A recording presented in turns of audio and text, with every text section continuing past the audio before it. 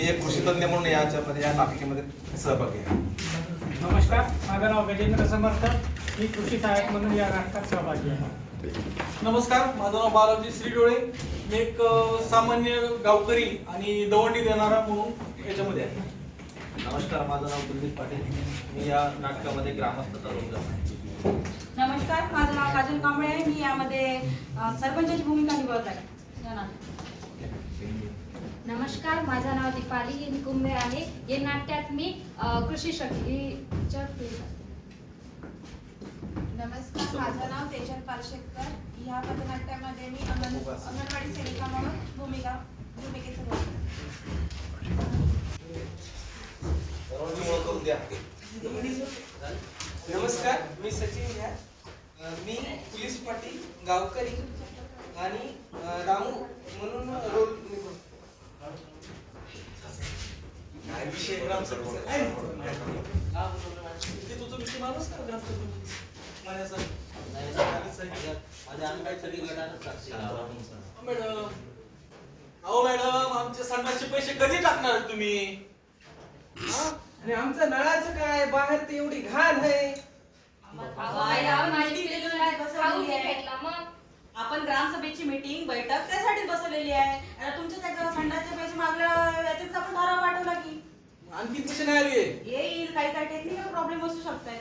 Technical असतील. माझ्याकडे मीटरच नाही आलं, पण बिल आलं. थांबा थांबा, सोडवू सगळ्यांचे प्रश्न आपण सोडवू. त्याच्यासाठीच आपण इथे घेतलेली आहे ग्रामसभा. या या बसा. फक्त काय होते मॅडम, आम्ही पांडुरंग पथकाकडून आलेलो आहोत. ग्रामसभा चालू आहे का? थोडं सॉल्व करून नंतर आपण कंटिन्यू करू. जाऊ का? हे पाणलोक विभागातून अधिकारी आले आपल्याकडे. आता आपण ग्रामसभेची चर्चा नंतर करू आपण थोडी. ठीक आहे, तुम्ही थोडा काय थांबले तर चालेल. आपल्याला काऊन भानगड आली तर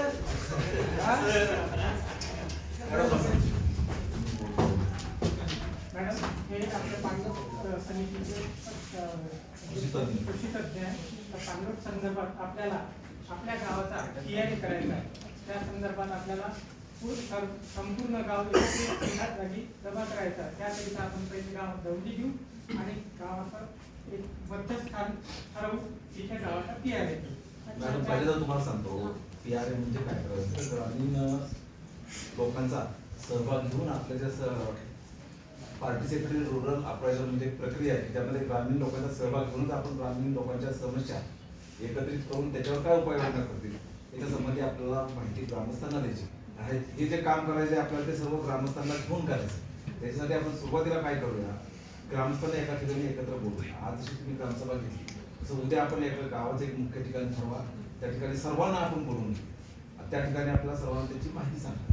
ठीक आहे सर, आपल्या ग्रामपंचायतीमध्ये बोलून घेऊ. हा चालेल, ग्रामपंचायतीमध्ये बोलून घ्या, सर्वांना बोलून घ्या आणि त्याची दौंडी द्या. त्याचं तुम्ही तसं नियोजन करा. ए बाळ्या, अरे बाबा. हे आपल्या इकडे पाणलोट समितीतून अध्यक्ष सर आले. तर आपल्याला गावामध्ये दवंडी द्यायची. कशाची? ते आपल्या गावाचं काही PRA काढायचं आहे म्हणते. अरे बाळा, PRA. नाही, हा. PRA. तेच म्हणतो मी. PRA. बस त्यामध्ये बघून घेऊ नंतर सर सांगितलं आपल्याला काय करायचं. आपल्याला तू सगळ्या समध्या गावामध्ये जाऊन तू दवंडी दे. कोपऱ्यामध्ये जाऊन तुला दवंडी द्यायची. हो. पशु सखी अशा ताईला पण द्यायचे. अशा ताईला पहिलं बोलव बाबा. तू ते नेहमीच मला म्हणते तुम्ही मीटिंग घेता, मला बोलवतच नाही. तिला ऐकायलाच कमी येतं. पुन्हा तिच्या घराजवळ जाऊन 2 वेळा तरी सांगू द्या. देतो. जाऊ मी? ठीक आहे, जाऊ. दवंडी कशी द्यायची? दवंडीचे पैसे दवंडी कशी द्यायची आहे? कशी? आपल्या गावात उद्या सकाळी PRA घ्यायचा आहे. त्याकरिता सर्वांनी हजर राहावे. सर माझ्यासोबत चला तुम्ही. ग्रामपंचायत ग्रामपंचायत पुढे सर्वांनी हा. हजर राहा. सांगतो. PRA.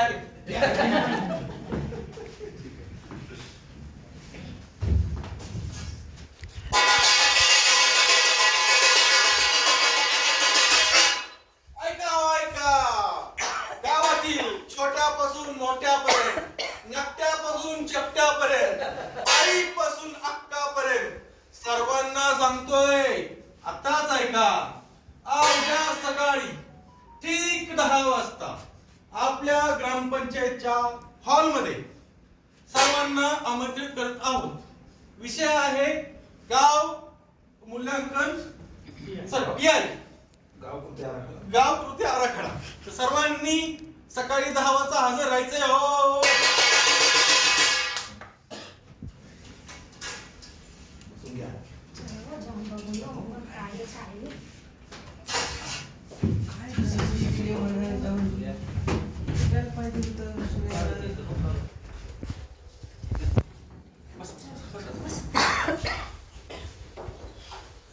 नमस्कार मंडळीनो. नमस्कार. काल दौंडी दिली का सगळीकडं?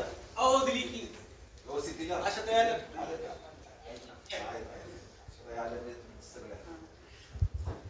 तर आजच्या सभेचे अध्यक्ष आपले सरपंच यांची परवानगी घेऊन आपण सभेला सुरुवात करूया. आणि मी आज तुम्हाला आपल्या गावाच्या कार्याबद्दल माहिती सांगतो. काही चहा पाणी वगैरे. नमस्कार सर, मी या गावाची प्रशिक्षक. PRA म्हणजे काय मला माहिती आहे, पण ही माहिती आपल्याला आपल्या गावाच्या द्यायचे. हे PRA म्हणजे काय? गावाच्या लोकांना आपण अतिशय चांगला प्रश्न विचारला.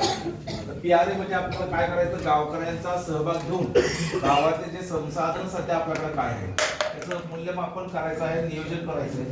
ग्रामस्थ स्वतः हे सर्व काम करणार आहे. हे सर्व काम आमचे साहेब सर्वजण अधिकारी तुमच्याबरोबर येतील, सर्व विभागाचे कर्मचारी तुमच्याबरोबर येतील आणि गावचा आपल्याला पूर्ण फिरून बंड्याला राम्याला सगळ्यांना घ्यायचंय आपल्या बरोबर. सर्व कुठं कुठं घाण आहे काय आहे सगळं दाखवा. गावात सध्याची काय परिस्थिती आहे हे सर्व आपण पाहायचं आणि ते आपल्याला नकाशाद्वारे मांडायचे. त्याचप्रमाणे आपल्या गावची शिवार फेरी सुद्धा करायची. शिवार फेरी याच्यासाठी करायची की आपलं एक महत्वाचं काम आहे. आपलं गाव तुमचं पाणलोट खाली आलेलं आहे, मोठं भाग्य आहे.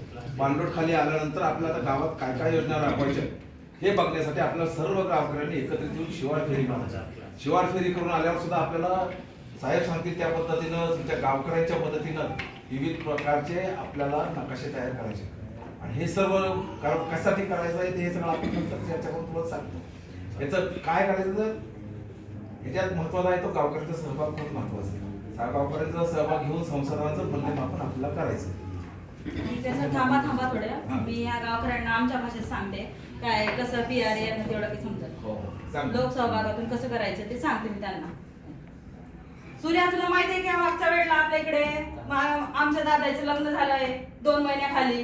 बरोबर. हा तर ते काय ते लग्न कसं झालंय? एकदम छान झालं. ते काय मी एकटी समजीने एकटीनेच केली की सगळी तयारी? नाही, सूर्याने बंड्याने सगळेच राबले तिथं. अच्छा मग तेच बोलते मी तुला की तसंच आपल्याला गावाचा नकाशा तयार करण्यासाठी गावातील पशुसखी, मत्स्यसखी, आशा वर्कर, CRP आणि पोलीस पाटील, अंगणवाडी सेविका सगळ्यांच्या मदतीने आपल्याला गावाचा एक गाव नकाशा काढायचा आहे. गावातील पॉइंट आहेत काही दाखवायचे आपल्याला, जसे की जलस्रोत आहे, पाण्याचे स्रोत आहे आणि जसे आणि गावात मंदिर मस्जिद जे काही आहे ते गावाची पॉइंट आहे. त्याच्या मदतीने आपल्याला गावाचा एक नकाशा काढायचा आहे. ते कसं काढायचं ते काय ते सर आपल्याला सांगतीलच. ते आपण त्या लोकसहभागातून आपल्याला तो नकाशा तयार करायचा आहे. म्हणजे लोकसभा म्हणजे तुमचं म्हणणं कसं की आता दादाचं लग्न म्हण तू काय केलं पाण्याचं बघितलं, मी काय केलं जेवणाचं बघितलं, ताईनं काय केलं बाया आल्या त्यांचं बघितलं, बरोबर आहे. आणि दादाचा हुंडा मॅडमनं बघितला. आपल्याकडे तसं म्हणजे लोकसभा सगळ्यांनी मिळून एकत्र यायचं. हा समजला. हा तर मग सर्वप्रथम आपण आपला गावचा नकाशा बघू. हा आपल्या गावचा नकाशा. आपण आता गाव फेरी केली करायची. समजायचं की आपलं हे गाव आहे. यात आपलं घर कुठे आहे सर? ते हागंदरी आहे ना, हा त्याच्या साईडला बंड्याचं घर आहे. म्हणजे हे नागरिक आहे का ना? हा. सारे लोक तिथंच जाते की हा नागरिक. तिकडंच. हा, मग तिथं हागणदारी मुक्त लिहायचं, हा. हागणदारी मुक्त करायचं, तेव्हा कुठे गावात सुधरेल. हा. बरोबर ना? हा तर बघू आपण. आता हा आपल्या गावाचा नकाशा आहे. हा आतमध्ये येणारा रस्ता आहे. हा इकडे ग्रामपंचायतकडे जाणारा रस्ता आहे. इथे अंगणवाडी आहे, इथे शाळा आहे, इथे काही घरे आहे. आता यात बघा काही विहिरी दाखवलेल्या आहेत. ह्या काय आहे? आपला पाण्याचा जलस्रोत. काय आहे? पिण्याच्या पाण्याचा जलस्रोत. इथे काही विहिरी आहे, इथे काही विहिरी आहे, काही इकडे हँडपंप आहे. इथे एक हँडपंप आहे, इथे एक हँडपंप आहे. तर काही भागामध्ये काय आहे, या विहिरीचे पाणी कमी झालेले आहे, काही भागामध्ये पाणी बरोबर आहे. तर हे आपल्याला मूल्यांकन करायचं आहे. शाळापासली मूल्यमापन कोरडीच करायचं आहे. याचं आपल्याला मूल्यमापन करायचं आहे. मूल्यमापन म्हणजे काय, म्हणजे कोणत्या गोष्टीचं करायचं? हा, तर मूल्यमापन म्हणजे आपल्या गावात पाऊस किती पडतो, पाणी किती जिरते, किती वाहून जाते, आणि कोणत्या क्षेत्रातली जमीन हलकी आहे, कोणत्या क्षेत्रात उतार जास्ती आहे, कोणत्या क्षेत्रातला जमीन भारी आहे म्हणजे खडकाळ आहे, मुरमाड आहे, याचं सर्व आपल्याला या PRA मधून मूल्यांकन करायचं. तर आपण यानंतर गाव फेरी झाल्यानंतर शिवार फेरी करायची आहे. म्हणजे शिवार फेरीतून आपल्याला लक्षात येईल की बा आपल्या गावातला जो उतार कुठे आहे, आता कोणाच्या शेतातला गाळ चालला, डोंगर कुठे आहे, इकडे डोंगराळ भाग आहे, या डोंगराळ भागात आपल्याला पाणलोट अंतर्गत काय काय हे घेता येते, ऍक्टिव्हिटी घेता येईल, आपल्या शेतात कोणती ऍक्टिव्हिटी घेता येईल, आपल्या शेतात पडीत जमीन असेल तर तिथे आपल्याला शेततळे घेता येईल, आणि जो आपला पाण्याचा नाला आहे त्या नाल्याने सरळ पाणी वाहून जाते, तिथे कुठे सिमेंट बंधारा घेता येईल, कुठे जाळी बंधारा घेता येईल, जिथून डोंगरावरून सरसकट पाणी शेतात येते तिथे आपल्याला दगडी बांध घेता येईल, चर घेता येईल. अशा प्रकारच्या सर्व पाणलोट मध्ये स्कीम आलेल्या आहे. त्यानुसार आपल्याला हा गाव शिवार फेरीतून ठरवायचा आहे.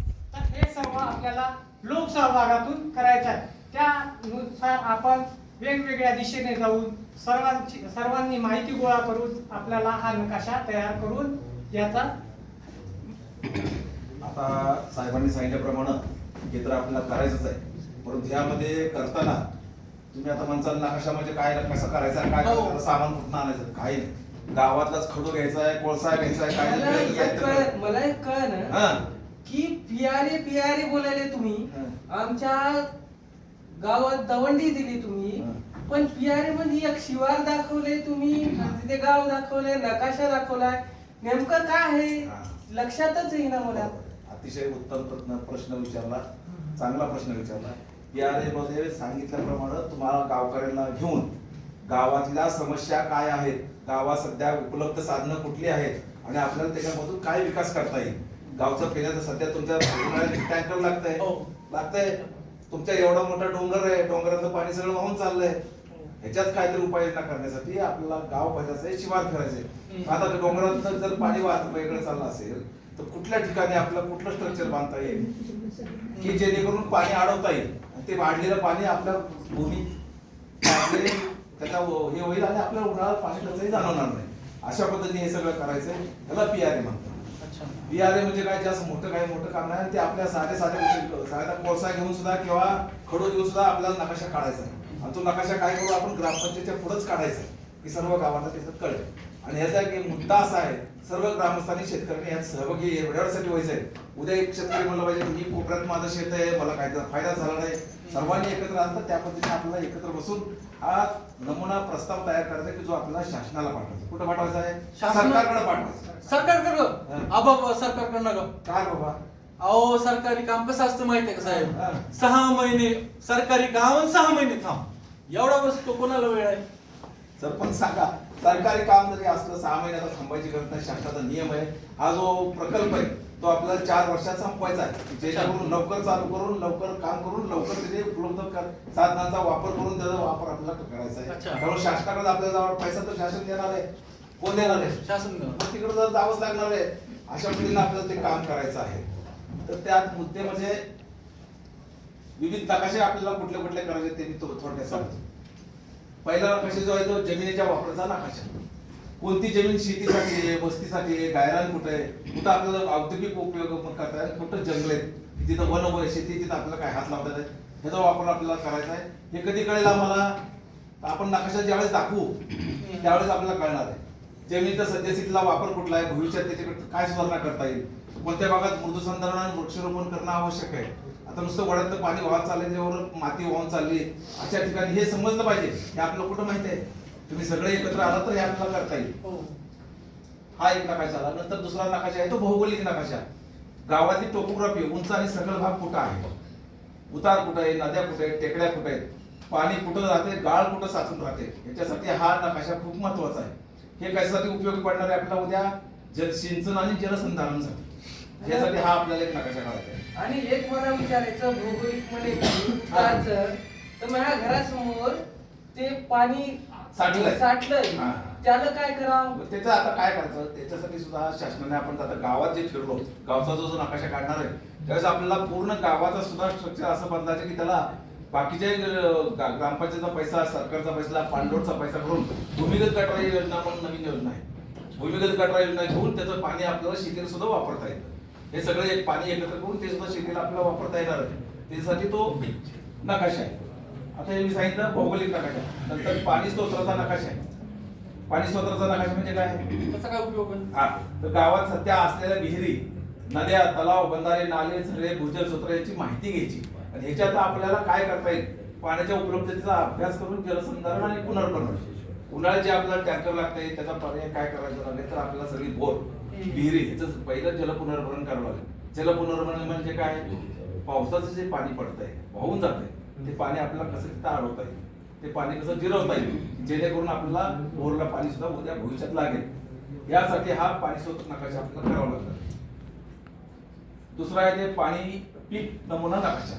आपल्या गावात सगळे शेतकरी, पण कोण कुठलं पीक घेते, काय घेते आपल्याला माहित नाही. त्याच्यासाठी हा मॅप आपल्याला काढणं गरजेचं आहे. विभिन्न भागात कोणकोणती पिके घेतली जातात, त्यांची उत्पादकता, पीक बदलाचे स्वरूप दाखवतो. मागच्या वेळेस तुमच्या गावात येऊन काही अधिकाऱ्यांनी सांगितलं असेल, एकच पीक पद्धती वापरू नका, बदलतं पीक घ्या. याला कारण ते परत आपल्याला हवामान बदलाच्या अनुषंगानं कुठली कुठली पिके घेतली पाहिजे, आपल्या इथे कुठली शेतीसाठी पद्धती योग्य ठरली जाईल, त्याच्यासाठी हा पीक नमुना नकाशा आहे. शेवटी आहे सामाजिक नकाशा, सोशल. त्याच्यामध्ये आपण काय दाखवतो, गावातल्या वस्त्या, घरे, रस्ते, मंदिर, शाळा, दवाखाने, बाजारपेठा, सामाजिक संस्था. हे कशासाठी? आता यांनी सांगितल्याप्रमाणे त्याच्या घरापुढं खड्डा आहे, पाणी साठलंय, हे सगळं आपल्याला कळलं पाहिजे गावातलं सुद्धा. आणि ते आपला किसान गट, महिला बचत गट, स्वयंसेवी संघटना यांचा सहभाग घेऊन हे सगळं आपल्याला काम करायचं आहे. मुद्दा हे एकच आहे, हा सगळा PRA करू, हा प्रस्ताव आपण शासनाकडे सादर करणार आहोत आणि योग्य पद्धतीचं काम आपल्या गावामध्ये करायचं आहे. या सगळ्यासाठी तुमच्या सर्वांचं सहकार्य गरजेचं आहे. आणि लोकसहभाग महत्त्वाचा आहे. तुम्ही म्हणले होते की पिकाचा सर्वे, आता रम्याकडं यांच्याकडं जमीन नाही, हा, काही नाही त्याच्याकडं, मग त्याच्यासाठी काय उपयोग आम्हाला? त्याच्यासाठी तुझा अर्धा एकर मला दे. तर त्याच्यासाठी उपयोग तर सांगतो. उद्या गावातला उद्योग जर वाढला, त्यांनी कुक्कुटपालन करावं. गेल्या वेळेस साहेब सांगितलंय, मी काय म्हणतो की आपल्या गावाचा हा जर ज्यावेळेस सर्वे चालू आहे त्यावेळेस नंतर आमच्या नागेश्वरांसारखे, भोसलेवाडांसारखे कर्मचाऱ्यांना, अधिकाऱ्यांना, तुमच्या मालवणीतल्या कोणत्यातरी अधिकाऱ्यांना बोलून तुमच्याकडे सांगू, कुक्कुटपालन करता येतं, शेळी पालन करता येतं, करू दे. तरी शेळी पालन करायला त्याला काय अडचण आहे, त्याचं उत्पन्न वाढलंच ना. उगा दारू पिऊन पडण्यात काय अर्थ आहे? हा, समस्या नकाशा काय तर सांगत होते तुम्ही. हा, मग हो ना, त्या पद्धतीने काम केलं पाहिजे, एकजूट सगळ्यांनी राखली पाहिजे आणि हा काम आपण एकजुटीने केलं तर नक्कीच. सरपंच साहेब, तुम्ही जर सर्वांना सांगितलं, सगळं गाव एकत्र येईल, त्या दृष्टीने आपण हे काम करूया आणि चांगलं ह्या गावाचं भवितव्य ठरवू. नक्कीच नक्कीच सर, तुम्ही जे माहिती सांगितली त्याची आपण नक्कीच आपण त्याचा फायदा होईल असं करू. काही माझी काही मदत लागली तर तुम्ही मला नक्कीच सांगा. साहेब, ह्याच्यावरती मला गाणं आठवतं, आपण सर्वांनी म्हणून गाणं. काय आम्हाला मोबाईल नंबर ते पण द्या हो सर. सगळ्यांचे देणार. मी म्हणतो नंतर माझ्या पाठीमागे गाव हे आपलं, आपण सारं मिळून सुंदर करायचं. गाव हे आपलं, आपण सारं सुंदर करायचं. गाव हे आपलं, आपण सारं मिळून सुंदर करायचं. गाव हे आपलं, आपण सारं मिळून सुंदर करायचं. अरे झालं गेलं ते विसरून सारं गावाचा विकास करायचं. झालं गेलं ते विसरून सारं गावाचा विकास करायचं. झालं गेलं ते विसरून सारं